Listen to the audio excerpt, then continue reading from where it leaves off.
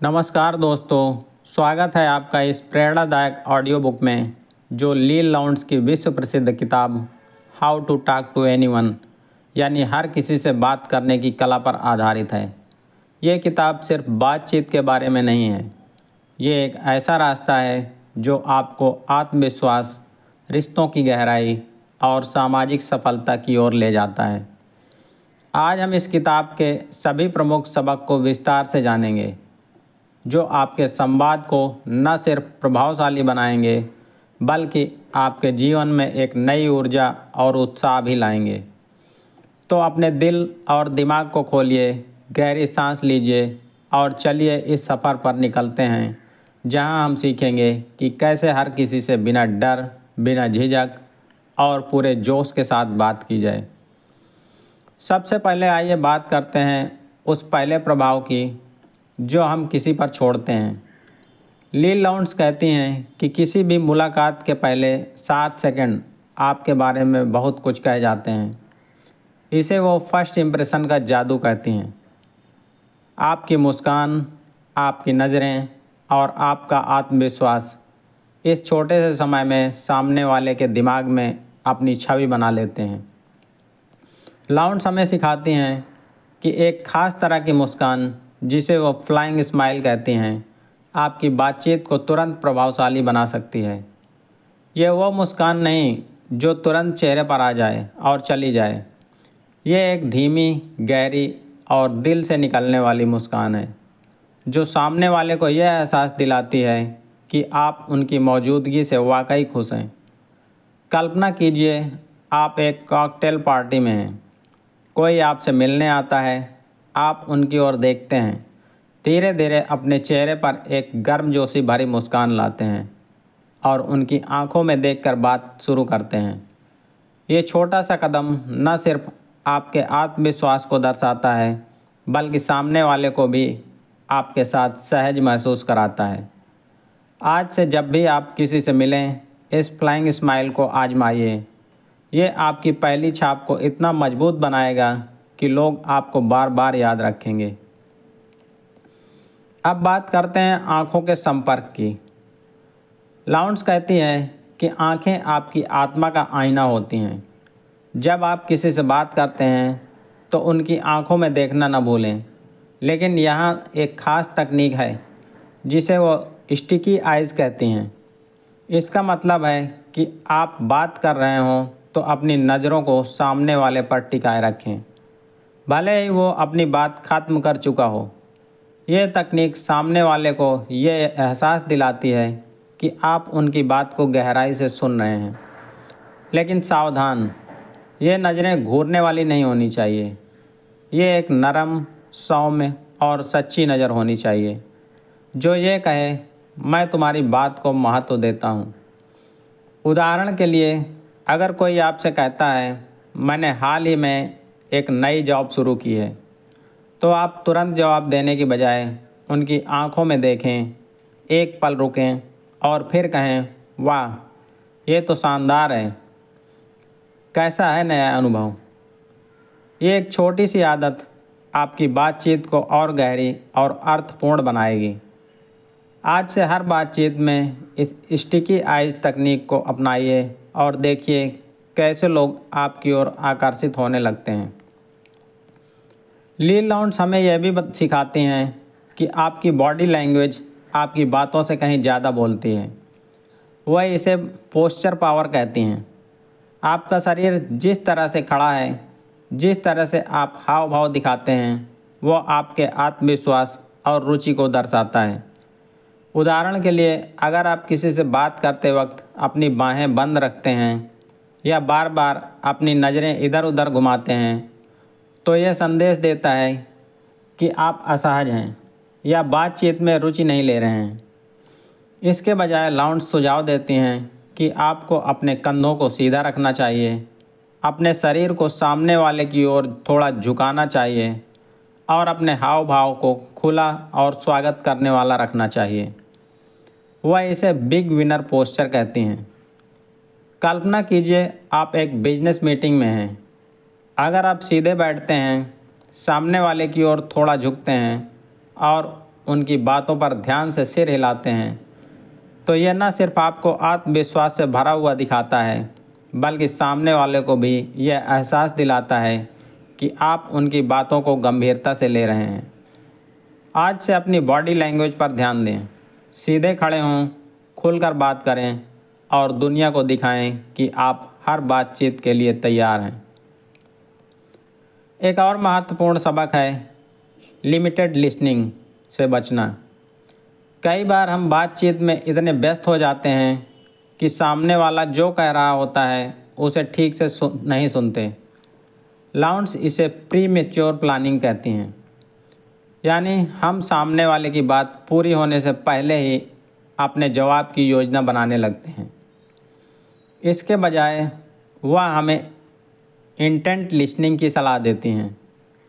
इसका मतलब है कि सामने वाले की हर बात को ध्यान से सुनें, उनके शब्दों के पीछे की भावनाओं को समझें और फिर जवाब दें। उदाहरण के लिए, अगर कोई कहता है मैं आज बहुत थक गया हूँ, तो सिर्फ अरे ऐसा होता है कहकर बात खत्म न करें। इसके बजाय पूछें क्या हुआ, दिन कैसा रहा। ये छोटा सा सवाल सामने वाले को यह एहसास दिलाता है कि आप उनकी बातों में सच्ची रुचि ले रहे हैं।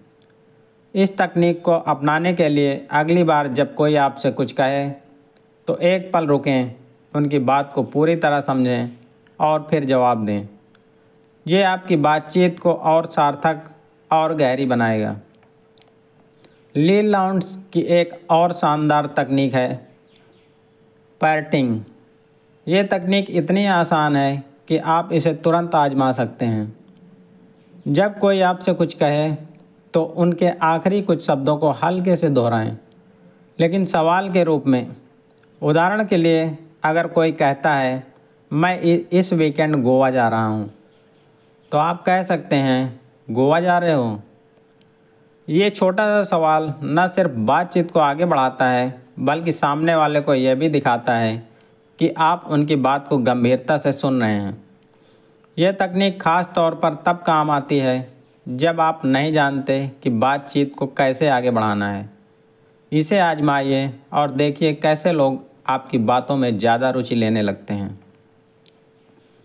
लाउंड्स हमें यह भी सिखाती हैं कि हर इंसान को यह एहसास दिलाना कितना ज़रूरी है कि वो खास है।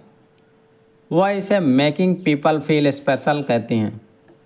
इसके लिए आपको बड़े बड़े काम करने की ज़रूरत नहीं है, बस छोटी छोटी बातों पर ध्यान देना है, जैसे किसी का नाम याद रखना और बातचीत में उसका इस्तेमाल करना।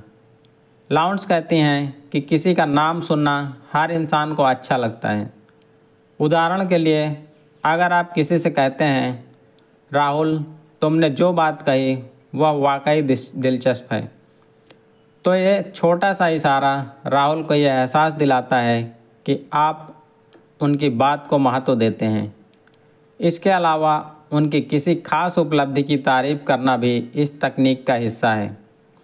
अगर कोई कहता है कि उसने हाल ही में कोई प्रोजेक्ट पूरा किया, तो आप कह सकते हैं वाह ये तो कमाल है, इतना बड़ा प्रोजेक्ट कैसे मैनेज किया। ये छोटी सी तारीफ सामने वाले को खास महसूस कराती है। आज से हर बातचीत में इस बात का ध्यान रखें कि सामने वाले को विशेष महसूस कराएं। एक और शानदार तकनीक है किलर कॉम्प्लीमेंट। यह वह तारीफ है जो इतनी सच्ची और ख़ास होती है कि सामने वाला उसे कभी नहीं भूलता।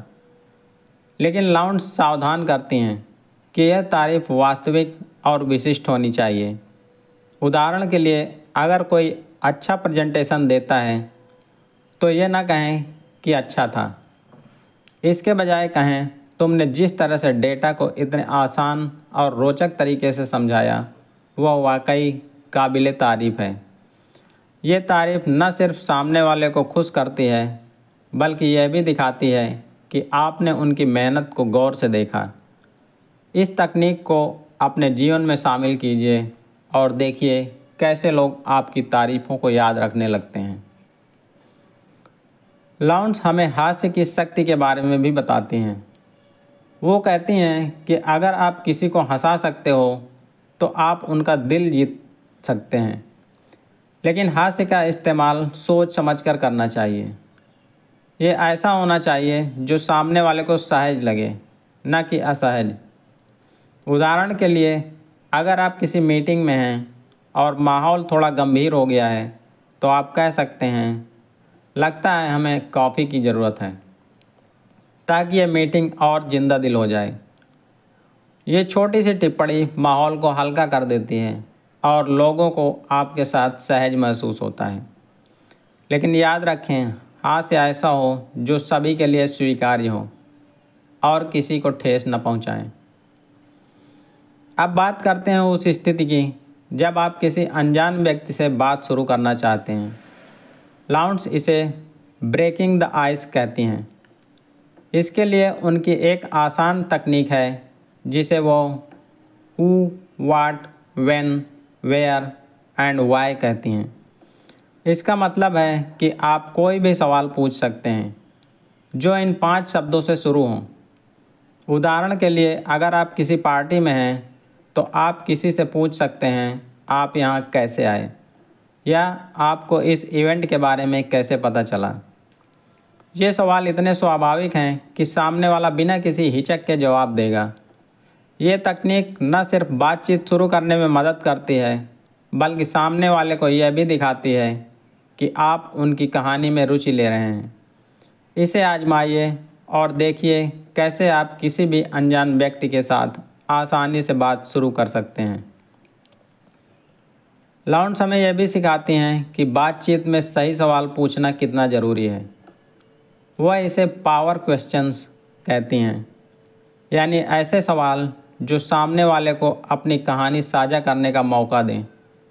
उदाहरण के लिए, ये न पूछें कि आप क्या करते हैं, इसके बजाय पूछें, आपको अपने काम में सबसे ज़्यादा मज़ा कब आता है, या आपने करियर को क्यों चुना। ये सवाल न सिर्फ सामने वाले को बोलने का मौका देते हैं, बल्कि उनकी भावनाओं को भी छूते हैं। इस तरह के सवाल आपकी बातचीत को और गहरी और यादगार बनाते हैं। एक और महत्वपूर्ण तकनीक है नेवर द नेकेड सिटी। लाउंड्स कहते हैं, जब आप किसी से उसके शहर या जगह के बारे में पूछें तो सिर्फ आप कहाँ से हैं पूछकर न रुक जाएं।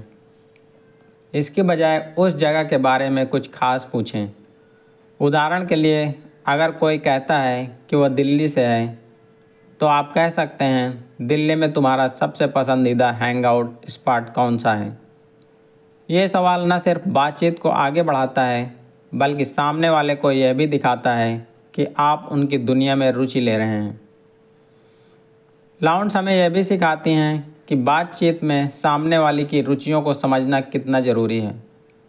वह इसे ग्रेप वाइन ग्लोरी कहती हैं। इसका मतलब है कि आपको सामने वाले की रुचियों, शौक़ या जुनून के बारे में पता करना चाहिए और उस पर बात करनी चाहिए।